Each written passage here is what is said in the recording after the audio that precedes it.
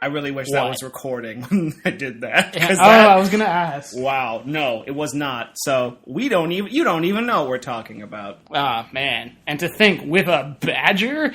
Oh, the audience is going to be so sad. Yeah. I still don't know how... You're going to be the one who has to deal with the hole in the wall, so I don't know why you're laughing. I still don't know how ice cream's going to fix it, but I'm willing to try. Mm-hmm. And how. You'll just have to guess. Have fun, listeners. One of you. Have fun, empty void of internet space. We're the dead space of the internet. I like the idea that I would care about that when, like, it's just fun to do it. Yeah.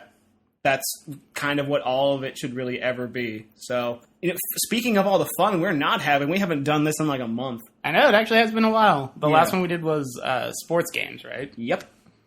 And that was a lot of fun to talk about. Yes, it was. I think, I say this every time, but I think that was my favorite one. Like, I think that was my favorite just because it was the best. It felt the most, like, complete. What I'm saying is, if we keep this up, by the time we get to episode, like, 312, we might have something here. Hey, what do you know? By that time, it'll be like just pandering to people, like boobs, for or against. I'm for. Yeah. But I can conceivably see how... Nope, I'm for. I'm for. Yeah, I mean, it's kind of... The episode will be 17 seconds long. That's how we'd, like, fix the government. Be like, we need something we all agree on. Tits are amazing. What do you know? Why do you think John McCain picked Sarah Palin as a vice president? Because I thought he was delusional. What? I mean... Well... I don't think those are mutually exclusive reasons. Let's just stay away from politics. How about we just do that? No, that's going to make the subject of our draft... Let's talk about it loudly! That's going to make the subject of our next draft, politicians/political parties, really awkward. Oh my god, a politician's draft would be so funny. Dude, I would get John McCain because he is awesome and crazy at the same time. Okay, well, he's pretty much a video game character. I agree. However, you'd lose because there are so many great presidents that I would easily wipe the floor with you. Oh, well, then John F. Kennedy, William Henry Harrison, who died from being too cold because he had got pneumonia or whatever during his speech in the rain. And we're getting way off base right now. Let's talk about what we're actually going to talk about today. Okay, sure. All right, so it's been a while since we've done this, and it's just so good to be back. I was like, I just had to breathe. I'm sorry. No, because it's been so long since we've done this. Just breathe. I forgot how to do it. I forgot how to do. Help, breathe, talk, hurt earballs. No, so one of the things that I don't think it's a best-kept secret at all, or if even it is, then I guess tip of the hat to us. But the main inspiration for why I wanted to start doing a podcast in the first place was not only was it fun to talk about things with you, but I'm also a fan of other various podcasts and shit on YouTube. Sure. So one of my favorites of all time has got to be the Fantasy Fiction Podcast with Dom and Josh, who are fucking amazing. So I thought, you know what we should do as just a fun offshoot episode is we should write our own fictions and read them to each other. I agree, and I didn't think I would end up liking those as much as I do, but, there's something, even though, I'll preface that with, I hate the fantasy genre. Uh-huh. I hate it so much because I don't care. It's the same reason I hate Lord of the Rings. I know, controversial opinion, whatever, they're well-made movies. I do not care about elves and clerics and Trust orcs. Me, I really don't either. For me, fantasy has never gotten to the point where we're just talking about fantasy now, but the fantasy genre for me is never badass enough. So that's why you need movies like Conan and shit to come in. Well, and see, and back to the point, even though I don't care about the subject matter, they're fun to listen to just because there's so much ridiculousness to what they write and so much joy in their writing. Dude, for real. And so many silly jokes that the subject matter doesn't matter. You could be writing a science fiction podcast, huh? Mm-hmm. Or a Western. Yeah. Or any genre. Even a stupid, I would love to do a romantic comedy short story. Oh my god. And, it'd be just, you could do so many stupid things with it because there are so many, funny tropes. So, I agree with you. And, yeah, I think writing short stories, I wrote a short story a little while ago, just, of my own volition, based on a true story about an old boss of mine. And, yeah, I remember that. That was fun. I shared it with a couple people, you included, But, like, more to the point, it was just, like, fun to write, you know? Yeah. So, Because doing creative things is, if you're a creatively inclined person, is just fun to do. which, as time passes, I realize more and more, like, that's what I desperately crave. Like, work gets to the point where it's just so, like, soul-crushingly, like, this is the optimal way to do it. Why would we not do this, right? And, like, creative stuff, it's just a muscle that if you don't flex it, You kind of it starts to atrophy, and that's really a bummer. kind of like your foot. Yeah. You heard it here first, folks. If you don't flex your foot, you will lose it. It's an offshoot of the old, if you... So you never saw 40-Year-Old Virgin? No. But do you remember the scene where he's talking to Nancy Walls, the psychiatrist or counselor or whatever, and he's like, stupid question, is it true that if you don't use it, you will lose it? About, like, sex? No. And she's like, is that a serious question? He's No, like, no. the one thing I remember from that movie is I was looking for reference images of, like, Chris Evans or Captain America or something. I don't know what I was looking for, but I saw the Chris Evans from that movie, and where he has, like, the whipped cream on his dick. That is not another teen movie. It's all the same. That is completely different. It None feels of this teen movie is a send-up no. of teen movies. No, they're all the same to me because I haven't seen them. So whatever. Wow. Whatever. None other teen movie, Casablanca, what's the difference? Everyone knows Humphrey Bogart is basically Chris Evans. Remember the Maltese Falcon when he was in Varsity Blues? God, I really can't believe the Marx Brothers won that football game on the last play. Oh my god. Any given Sunday, right, guys? I know, Friday Night Lights. Let's just get away from that topic immediately. We're going to talk about the stories that we wanted to write. I'm going to break away as we just let loose this topic because I thought it was genius the moment I thought of it. Muggings and muffins. Don't pat yourself on the back too hard there, buddy. I just want to let you know, this is the greatest thing of all time. Well, I mean, it is. No, I thought it was a pretty funny couple of prompts. Which, by the way, is another thing, like... I know they do it on fantasy fiction or whatever, but like prompts are a really great way to center a story, so to speak. Like, well, because like it's one of those things that you kind of need, especially if you're writing something. Yeah. Because what was it? It's like when you know that game Scribblenauts that came out, and how like if you just had the ultimate like end all be all solution, when it gives you the power to come up with whatever the hell you want to do, it's like why would you bother doing something like creative when you could have to like. You could just summon Cthulhu and he'll solve it for you. That kind of stuff. Yep. No, that's exactly what I was going to get at. It's like it gives you a direction to the point where, like, the biggest thing... sorry. I'm a little coffee today. Yeah, but... and those gasps of air I'm letting out are usually just kind of laughs I try to stifle because, like, whenever I talk about anything, I'm reminded of something else because I talked about Scribblenauts, and I remember Yatsu's review from, like, years ago. He was like, why did they have touchscreen controls? As soon as I hit the wrong button, Maxwell starts jumping into the sky like he wanted to be a cloud when he grew up, and he fell into lava, and I'm just like, that's funny. That's funny to hear. But, like, the one... That is funny. But the one thing that you hear the most when it's like, you should write something, it's like, I don't know what I would write about. Or, like, you should make a website. Like, I don't know what I would make a website about, right? Like, having even, like, silly and kind of artificial prompts, like... No, I think it's a funny prompt, but muggings and muffins... I did it for the alliteration. Doesn't really make sense. Well, okay. Yeah, it doesn't make sense, but that's what you write for. Right. Yeah, and it forces you to, like, stretch your mind a little bit. So I think it's a great system. So, without further ado, I think we should just jump straight into this bitch. Do it. Do it. Do it. Do it, Bonnet. Do it. What? Whatever song that was that I just made up. Don't worry. Like, it's all. We'll do it. We'll do it. We'll fucking do it!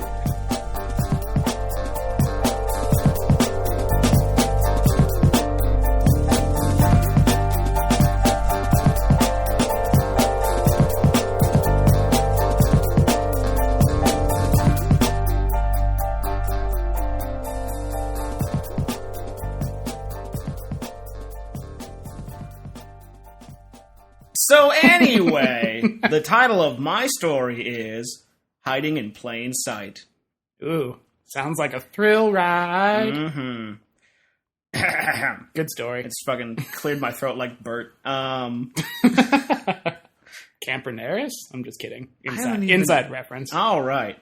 It was a typical morning for Jared. Once a week, he would take a leisurely stroll to his favorite bakery and treat himself to one of their signature muffins. With the sun peeking over the horizon, it bathed the front of the building in an inviting, almost ethereal, warming glow. Ah, Ghost Bakery. Jared looks up to the ornate sign that reads, Muffin Tops, fat-ass treats for your bomb-ass sweets. The owners had recently hired a marketing firm in an attempt to appeal to a new demographic. Whether this was a genuine attempt to rebrand themselves as out-of-touch suburbanite wanksters, or so blatantly ironic that it only cemented their hipster status among their consumer base, fuck it, who cares? Their muffins were good. How many stars did they have on Yelp, would you guess? Like 3.5. Pretty good. It's one of those places that you don't want to talk about going there, but their muffins are so good. Yeah, I got you. Okay. Only one paragraph in and I already got a big laugh. I'm happy. Sorry. Anytime you can just throw the word muffin top into any sentence and it will be funny. So good work. The slogan was awesome too. My muffin top dog went on a walk with me today. See? Like the more nonsensical, the better. I couldn't even get through the sentence. Okay, back to the story. Upon entering the bakery, Jared was stuck with deciding which of the many varieties of muffin he would engorge himself upon today. There was the classic button pop and seed muffin, the lemon or leave me alone muffin, the kidney puncher brand muffin, and the bakery's crown jewel, a quadruple chocolate delicacy, a chocolate cake muffin with dark, milk, and semi-sweet chocolate chips, cocoa powder, and a chocolate ganache right on top. Oh. A muffin so dark, so rich, and so decadent, it was simply known as Dopra. As you went through it, I was like, please say someone rich and black. Please say someone rich and black. Yes, you nailed it. Good job. Okay. Great work. And no, oddly enough, these are already the names of the muffins. Jared asked for his quadruple chocolate muffin and made his way out of the bakery, continuing his outright refusal to ever order a muffin by name. Muffin in hand, Jared makes his way home. While his home was not that far away, it did lead through a pretty shitty neighborhood. Not in the lovable vagabond steals a pie off the windowsill as it's cooling kind of way, which is a pretty anachronistic way to gauge the condition of your neighborhood. No, this was the kind of place where if you left a pie to cool on the windowsill, a slightly less lovable vagabond would steal the baby out of the house and hold it for ransom. To be fair, that only happened once. And whether that ransom was payable in pies, we may never know. Does this have anything to do with the story? You tell me. Anyway... As Jared continued on his way home, he decides to take a shortcut through an adjacent parking lot. Making his way through, Gerald stumbles upon a gathering. Say Gerald? Jared. Right. God. Sorry. Stumbles upon a gathering. A gathering of juggalos. Oh, no. Some things never change, said a burly hatchet gear-wearing ninja whose face paint kind of looked like Peter Criss. Shook bearing his muffins, am I right? His fellow ninjas whooped in agreement. Did somebody say Sugar Bear? Asked a voice from inside the crowd. Making his way toward Jared was a fairly stringy ninja, his oversized clothing holding enough weight to force him to the ground. I thought I told you to never show your pale face around these parts anymore, lest you run afoul of the Jester! Jester punctuated his statement with juggling, which he was actually pretty good at, which is probably the only good thing I could say about him. A juggling juggalo. Named Jester. Wow. Jester wasn't really all that cool of a guy. The two of them... What? What do you mean? The two of them, he and Jared, used to run these streets, Jester's words. But really all he did was dick around and whoop at passersby. Since Jared's departure, Jester stuck around to try and get people to do what he wanted. It never worked, and usually got him beaten up. So much so that there was a rumor that his clown face wasn't paint at all, but a collection of various bruises. Yeah, dude got the shit rocked on the rag. I told you... No, wrong voice. I told you I don't go by that name anymore, Leonard. And I was just trying to take a shorter route home, not trying to run afoul or whatever you just said. I'll be going now. Jared brushed past Jester. A lot of J's in this. But was immediately cut off as Jester stopped in front of him on a unicycle. And this dude was still juggling. You know, I want to think this guy's cool, because that takes some skill, you know. But geez, why did you have to be such a dick? That's a great question. Mm-hmm. Hold it right there, said Jester. You think you can just pass on by without offering a tribute to The Jester! Oh, does he do that every time? Every single time. What a dick. He said, punctuating his name again, only this time he was juggling some cool knives. Okay. You know what? I go back and forth on this guy. Starting to think cool again. He's just full enough of himself. Oh, it's beautiful. You see, that's what I wanted. These are deep characters. This is good. What's in the bag? He asked, as his bag had some smell lines like an old cartoon coming off of it. I like Smells pretty good. I like, That'll do. Sorry, what? I like that your story has had a pie cooling on a windowsill and smell lines coming out. I expect in the next scene, like, dude, I expect Jester to get off his unicycle and like hover past the sand like Pepe Le Pew. I thought about it, but he wouldn't be raping the muffin. He'd be eating the muffin. We all know who Pepe Le Pew is. Yeah. I mean, not to get too sidetracked, but God, the undertones of those old cartoons. Sometimes you gotta take the pussy like Pepe. No, don't think that. Okay, Anyway, before this gets too trigger warning, we already have clowns juggling knives, so... Is that a trigger? It might be. Fair point. Continue. Like brave little toaster. God. Ugh. Smells pretty good. That'll do just fine, Jester said, all dickish. Jared wasn't about to give up his muffin. Dude, get your own, he replied. Jester laughed, kind of like the Joker, but not as cool or scary. Then I'll just have to take it from you. As he threatened Jared with one of his cool knives, they were interrupted by a car's horn that played the cucaracha. Everyone in the group turned to see a painted-up ice cream truck pull right up outside of the parking lot. Oh, shit. And I think we all know what that means. It was the Broad Street Bozos, and they looked ready for a fight. Exiting from the driver's side was their leader, Klutz Cargo. Bike horn in hand, he looked at Jester and honked. Well, look who we have here, Jester said, forgetting all about the sweet stank-smelling muffin. I thought we drove your kind out of these parts at least 3 days ago. Klutz honked his horn. Oh, yeah? Honk. Yeah? Honk. Well, you in what army? He replied childishly, as his fellow ninjas and 1 or 2 ninjettes groaned. It's about right. That's the right reaction. I'm wondering if I'm, like, shouting. I mean... You're definitely projecting. Because, like, it's a fun voice to do. I understand, but... Yeah. Just then, the side of the truck opened up like a gull-wing door, and, like, 20 fucking clowns stepped out into the parking lot. Oh, shit. Both sides of the field stared each other down. Oh. It looked like the only way out of this was a good old-fashioned clown down. I was just in my mind, I swear to God, thinking, what's the pun term for what's about to happen? I was like, clown down. I went through bozo down, which didn't make any sense. Oh my God. Then I got to clown down. As the silence was mitigated to the cracking of knuckles and the shaking of Seltzer and Fago, with a furrowed brow, Klutz raised his hand to his nose and honked it. Oh, shit. Both groups started running at each other and lit up the neighborhood with a deafening crash of honks and whooping. People were going nuts, smacking each other with rubber chickens on the end of chains, cream pies splatting on everyone's faces, forcing people to chug Fago. It was fucking brutal. Some dudes were straight up jousting on top of unicycles. Residents could only watch in horrorcore from their windows, unable to eat their pies as they didn't want to risk burning their mouths.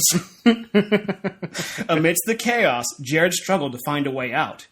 When out of nowhere, a buff clown with a rainbow wig fired a stream of seltzer that struck Jared right in the face. Oh, no. Jared howled in pain, bringing his eyes to his face, the carbonated beverage practically burning his skin. That shit does sting, if you've ever had that happen. Mm-hmm. As everyone turned to see who had let loose such a howl, Jared drew back his hands, coated in a layer of milky skin-colored goop.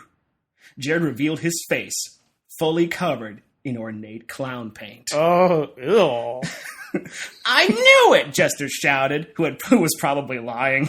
Definitely lying. Jared glared at the buff-ass clown. He knew he fucked up. You just poked the bear, my friend, Jared.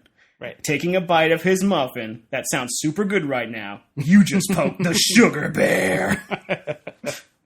Jared, they were like running mates, and the one was named Jester, which like thematically makes sense, and this guy was just named Sugar Bear. It's so cute. Well, they both had like ICP names, so like the Jester and he was Sugar Bear. Because wait, and earlier in the story, some guy's like Sugar Bear in his muffins. Am I right? Right, but Is Sugar Bear a real ICP name? No, but I'll tell you afterwards. That's fine. Okay. It's immaterial. I'm just saying I like it. We're just getting to the coolest part of the story. I'm just saying I like it. All right.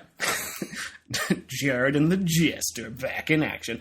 Okay. Jared ripped the glass bottle from the clown's hands and cracked it across his head. Whoa. All the others attempted to rush him, but they didn't stand a chance. He started ripping off wigs and noses so hard, there's a chance he actually ripped off the noses and scalp with each tug. Ooh. He took out like a dozen clowns single-handedly, but it wasn't over yet. The clown that had just been jousting the whole time stared Sugar down. Without a moment's hesitation, Jester rolled up on his unicycle over to Jared, who armed himself with a collapsed patio umbrella he found in a nearby trash pile. Sounds about right. He mounted the unicycle, and the two dueling dudes stared at one another. A lot of stare downs in this story, I'm realizing. Hey, that's what you do in these situations. This is like Tarantino. Seriously. All right, back to the fight. High energy, come on. Tensions mounted as the combatants drew closer and closer. With a roar and a mighty thrust, Jared skewered the clown on the tip of his umbrella. Whoa. The remaining clowns that tried to run didn't make it far, as Sugar continued to skewer clowns one after another. With the last one finally run through, he javelined the shish kebab rainbow of pain back into the ice cream truck. The force from the throw rupturing the gas tank and exploding. That escalated very quickly. You poked the bear, man. From chickens on chains. Cream pies. The gathering of juggalos cheered as scorched wigs... The gathering of juggalos cheered as scorched wigs and floppy shoes rained on the sky. Jared dismounted the unicycle and picked up his muffin. "Your face," commented Jester. "I knew you could never leave us behind." "You're goddamn right," Jared said, all cool, like out of a cool show or movie or something. That was cool. As the two friends shared the muffin, the crowd cheered.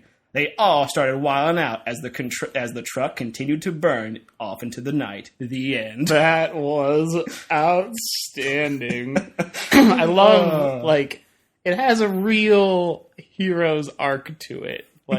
He starts his journey just for a muffin. Mm-hmm. That's all he wants.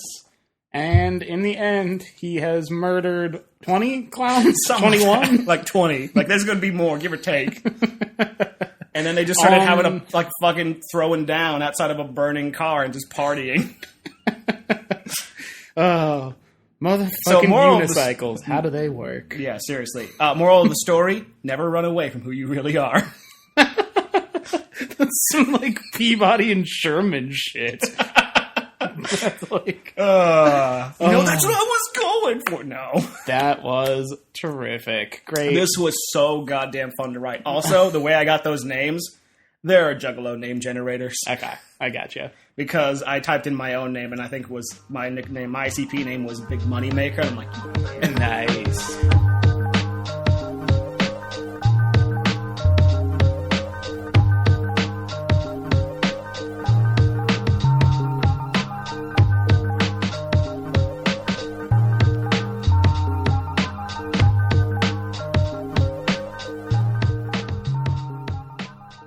Sure why. That sounds fantastic as a Flyers fan. But not really. Broad Street bozos. Don't think I didn't notice. Yep. You crazy. This entire time I'm just like, what am I going to say that will make him laugh? And so I only just did the most absurd thing I could think of, which is why I was just like, how's he going to kill all these clowns? Okay, he's got to skewer him on the unicycle jousting umbrella and then throw it back at the truck and then boom! Alright, so... But without further ado. All right. My story, I do not think will live up to yours. In retrospect, I should have started. But mine is called Mugged. All right. You get it? You get the thing where I just named it after one of the things? Mm-hmm. I'll say it'd be funny if you called it Muffins and Mugged. I guess that would have been more appropriate, right? Please. Anyway, let's... all right. Standard voice acting warm up. Don't worry about that. Apparently you got consumption. All right. The sound quality might deteriorate a little bit just because my face is going to turn away from the mic. But all right. You know what? Try to use your eyes more. see. This feels natural. Anyway, please. All right. The minute hand, its long, ornamental shape silhouetted by a luminescent white glow, slowly lurched toward the 12 mark. As it struck, 3 deep chimes echoed out from Memorial Tower, the oldest and dustiest structure on the school university campus. Unless you count your mom as a structure, that is. Oh, snap! Yeah, right?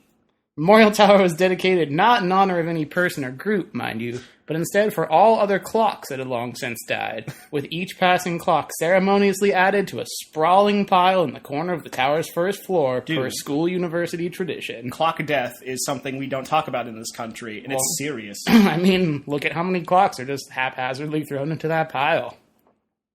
It's a travesty. God rest their souls. The chimes from the distant tower pierced the otherwise still nighttime air as 2 male figures made their way into the campus. Lights grew ever fainter, and the crunch of leaves underfoot grew gradually louder, which probably would have been scary if not for the fact that the campus outskirts led right to like 14 straight blocks of a well-lit and vibrant downtown. Oh, well, that's safe. You know, atmosphere and shit. Yeah, I mean, that's safe. You want to be safe. You want to have a little bit of fun, then you go off the beaten path a little bit, you know. Yeah. But you always go home and wrap yourself in your little blanket. Yeah, dude, I'm telling you, cocktail parties are sweet. We should totally go to more of them, said John McComb, a sophomore at SU who was majoring in knowledge with double minors in studying and class taking.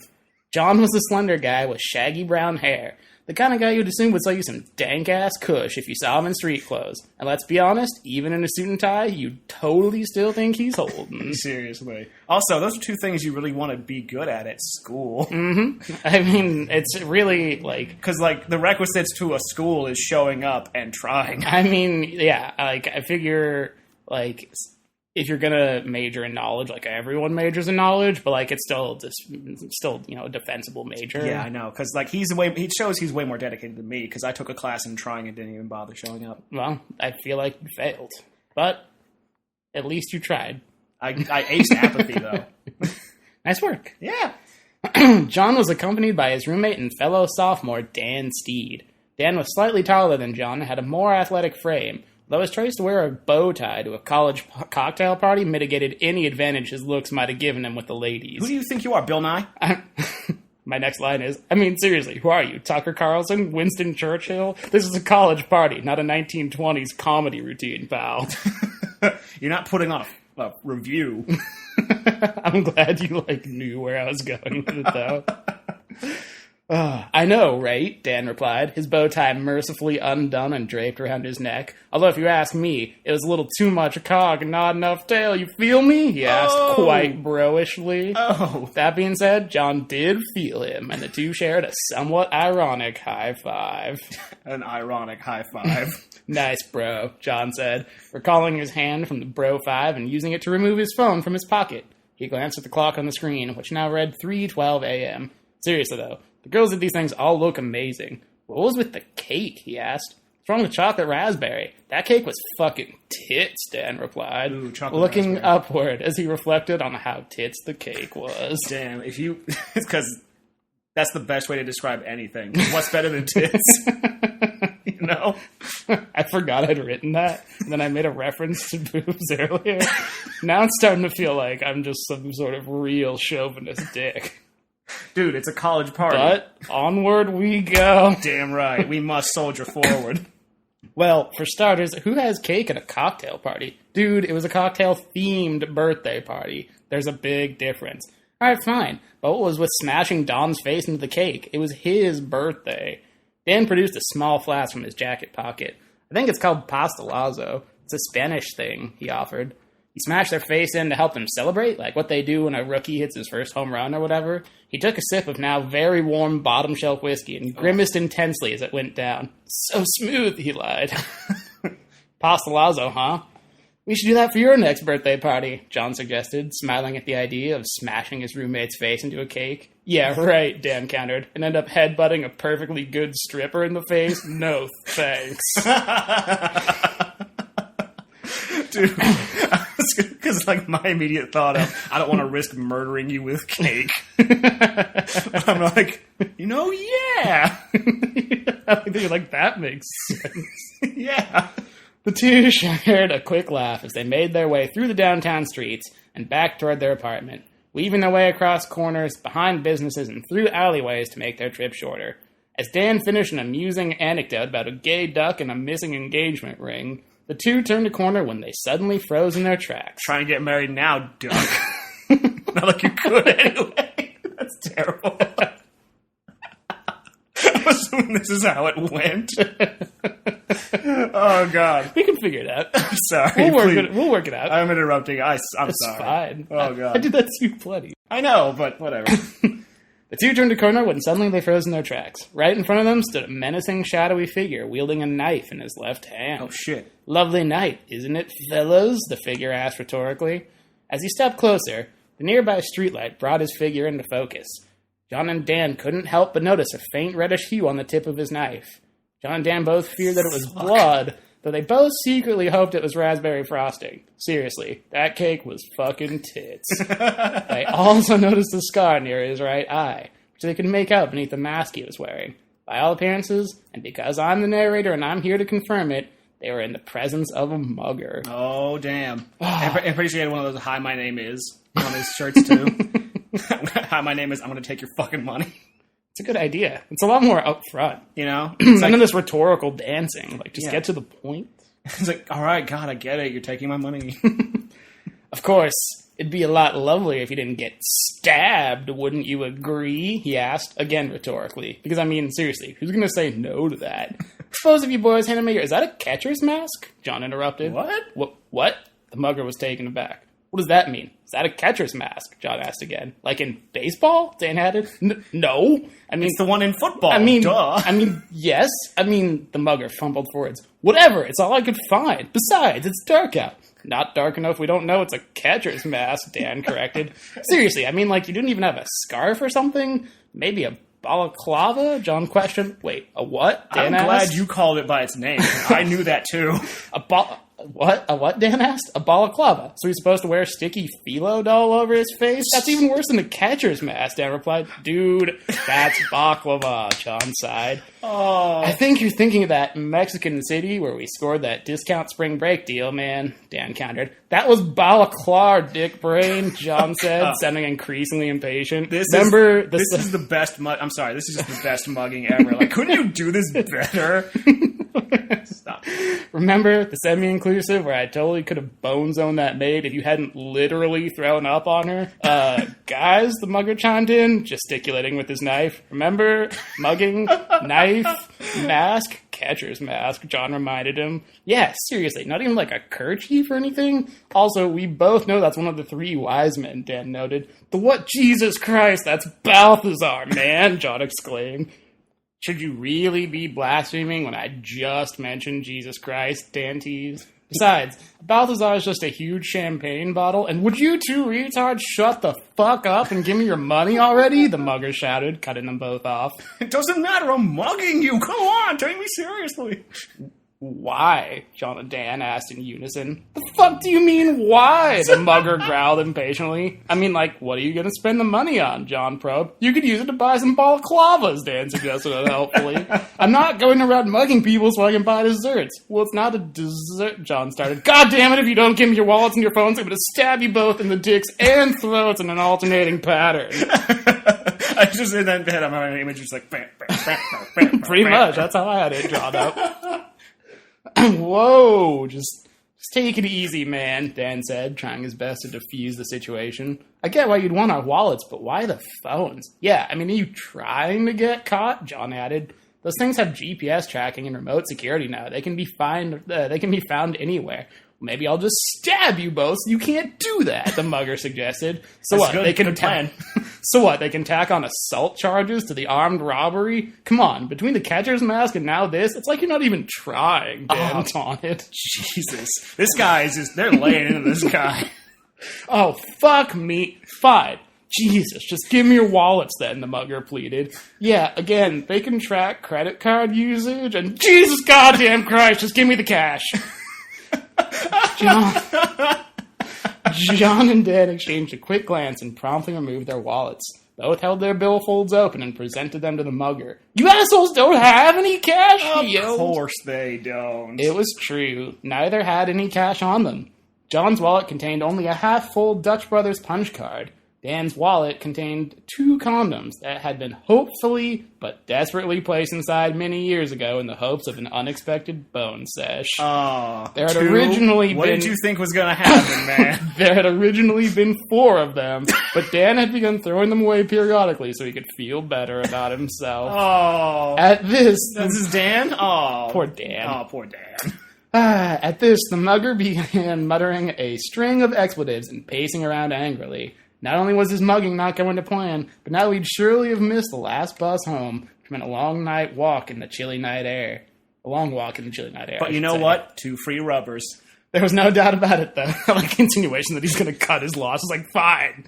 No, he's just I'll take the rubbers and the Dutch Brothers card. Yeah, sure, why not? You're halfway to a free drink. Make the most of it. Also, you say you have to, who knows what's going to happen inside those little kiosks. Hey, that's optimistic thinking. There was no doubt about it, though. He pretty much deserved it for being a total shitbag of a person. As he finished his whittle baby mugger tantrum, John turned back to him. I wish that was a line that he said. When you finish your little bullshit. Maybe that would have been better. Oh, my God. I just kind of like that, because now it's like the narrator's taunting him, too. Like, you awful. Suck, man. Oh, wow. As he finished his whittle baby mugger tantrum, John turned back toward him. No way, it's the 21st century. Who carries cash now? Ironically, I use my phone to buy stuff. Look, I just used it to buy this muffin from that 7-Eleven while you were yelling and stuff, Dan exclaimed happily. Oh, damn! He produced the muffin from his jacket pocket, unwrapped it, and took a bite. Oh, for the love of... Fuck this. Keep your fucking wallets and muffins. I'm out of here. With that, the mugger made his way down the street, still muttering to himself about the unexpected turn his night had taken. Karma's a bitch, am I right? What the fuck? Good thing he's gone, Dan started. The clerk at 7-Eleven was about to call the cops. Because of the mugger? John asked. Actually, she didn't even know he was a mugger. She just saw the catcher's mask and assumed he was insane. Also, check this out. Dan reached back into his jacket pocket and produced a black ski mask, which he tossed around in his hand. Seriously? John laughed. That's hilarious. Paging Dr. Morissette to the irony ward. Oh. You know how her famous song about irony isn't actually ironic? Oh, I see what you did there, Dan said flatly. With that, the 2 of them resumed their journey homeward. The cocktail party they'd attended now a distant memory compared to the totally inept mugger they'd just met. Along the way, Dan sarcastically nicknamed him Buster Pussy, a play on words for giant star catcher Buster Posey. John commented that it wasn't a perfect pun fit, but it was still pretty good, and they high-fived again. The end. That was fucking amazing. Yeah. I think Buster Pussy needs to be a real person. Well, I guess now he is, since he's in your story. Also, I just happen to have a muffin. This is good. I love that shit. Dude. Do you like how I worked that in? Like, while the mugger was having a tantrum, Dan's like, I'm gonna go get a muffin. He uses Apple Pay to get his muffin and his ski mask. Oh, why? I was gonna give it to him, you know. I feel bad for him. I just love that. As he finishes ittle bitty tantrum. Dude, that story was good. I think it was better written than mine, because like shit that was going on in your story was just kind of like people explaining the absurdity of things around them, whereas my story was just absurd things happening all around. I think there's credit to, like, there's benefit to both. I loved both. Like, you'll notice the thing in mine, like the central thing in mine, besides them like shit talking the bugger, was like that whole old bit where like you say a thing that sounds like another thing. That's Agamemnon. Yeah. You're talking about Harrison Bergeron, your brother of Ajax. Boosh. That's Agamemnon. They did one on The Office where it's like, Afghan, that's a dog. No, that's an Afghani. That's a shawl. Guys, they're Afghanistan Annies. It's one of my favorite bits, though. So I spent a lot of time doing Google searches for, like, words that started with something similar. Like a rhyming dictionary of other shit? Dude, that's beautiful. Pretty much. I was just like, clown mafia. Which is also Broad Street Bozos. Dude, for real. They're representing. I don't know what they're representing, but they represent something. Well, based on the way the hockey team's playing this year, it's kind of hard to say who's who. You had to take it. Who are the real clowns? You had to make it too real. Too real.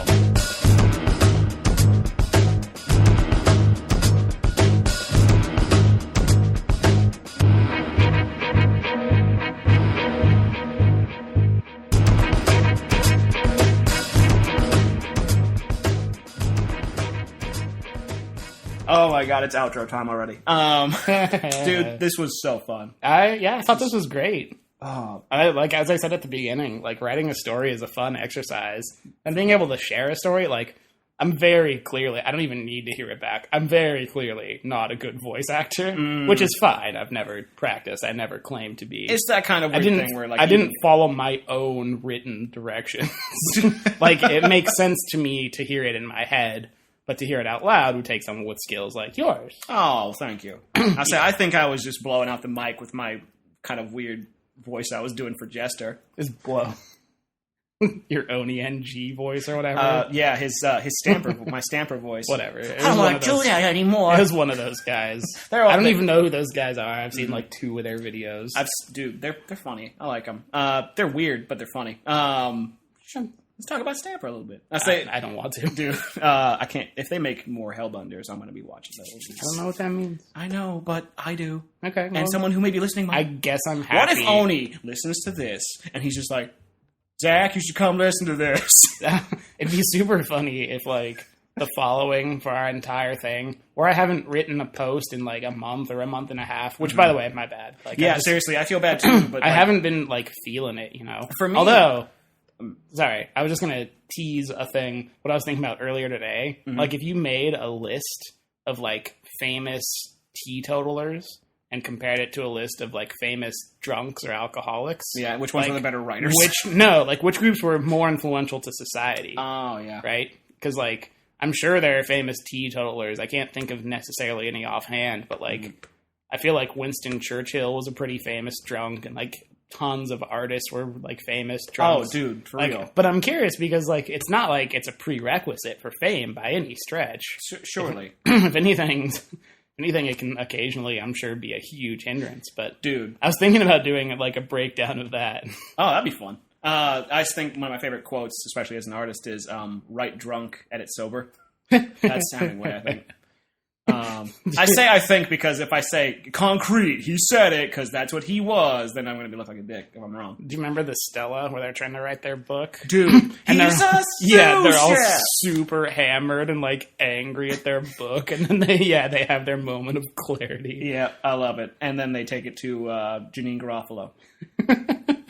I know these 3 guys.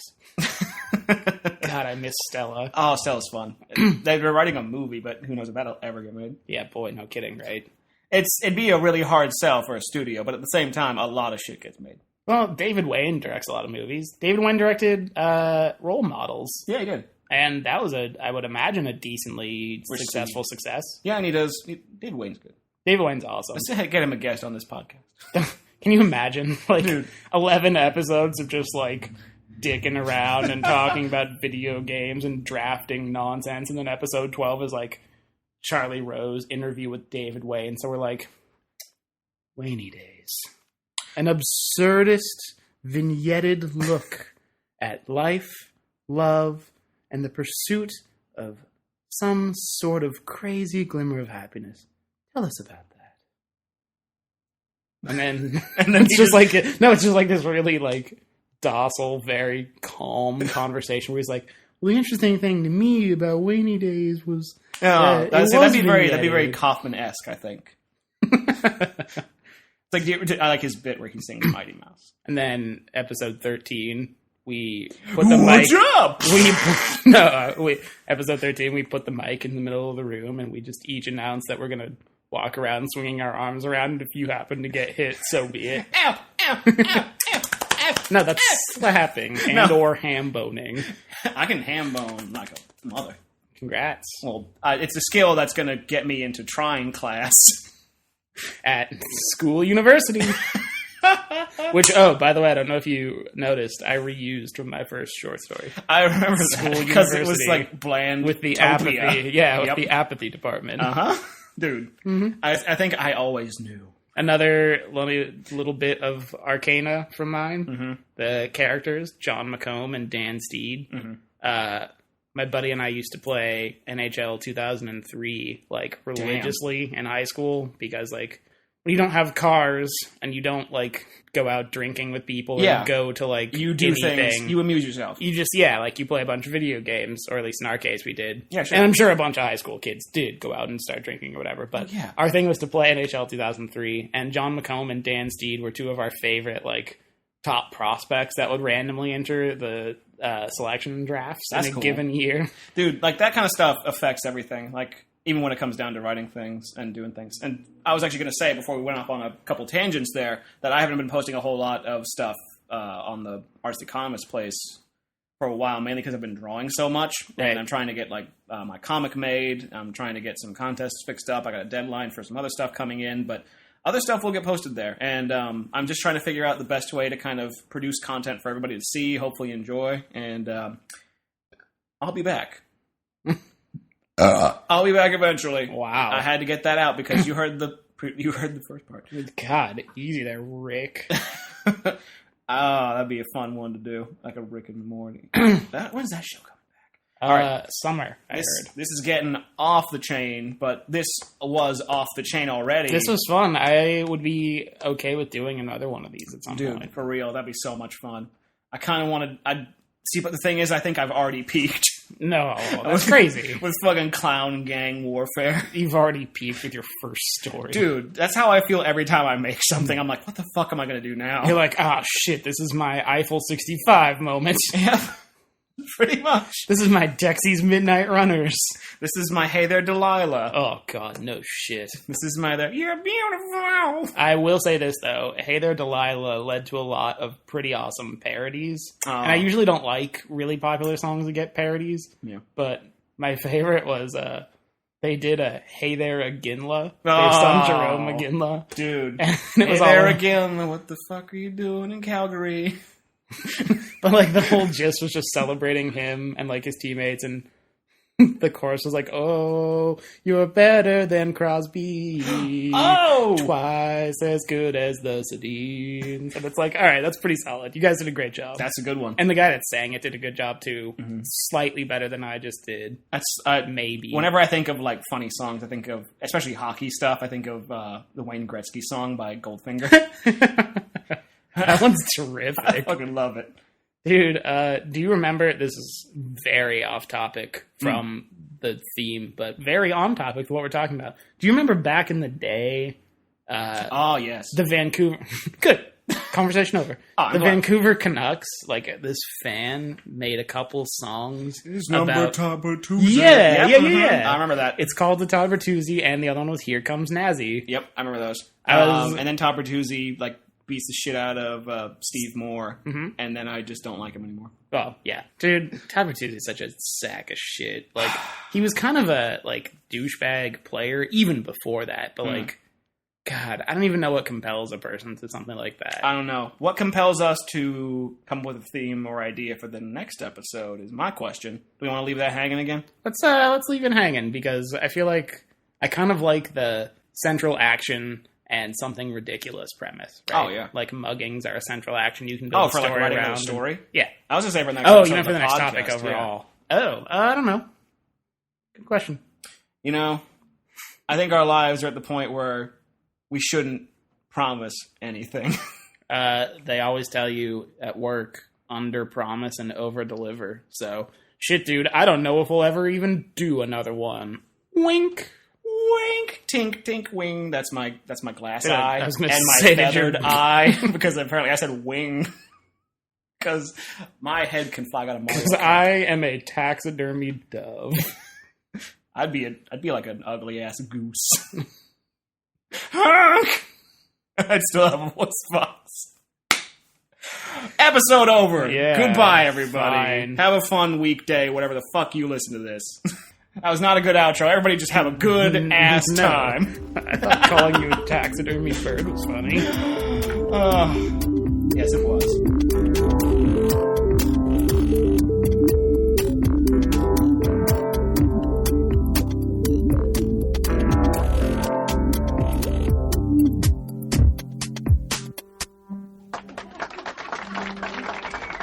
Punks thought they were dealing with amateurs.